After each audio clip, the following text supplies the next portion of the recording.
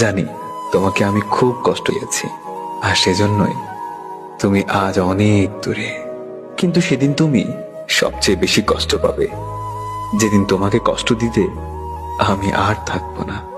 তুমি একদিন আমার মতো অনেক কষ্ট পাবে, তুমিও আমার মতো চোখের জল ফেলবে, আর তুমি আমার মনের কথা ভাববে। কবে জানো?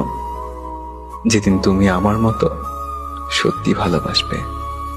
ভুলতে পারি না তাকে, ভালোবাসি আমি যাকে, মনে পড়ে শুধু তাকে বারে বারে।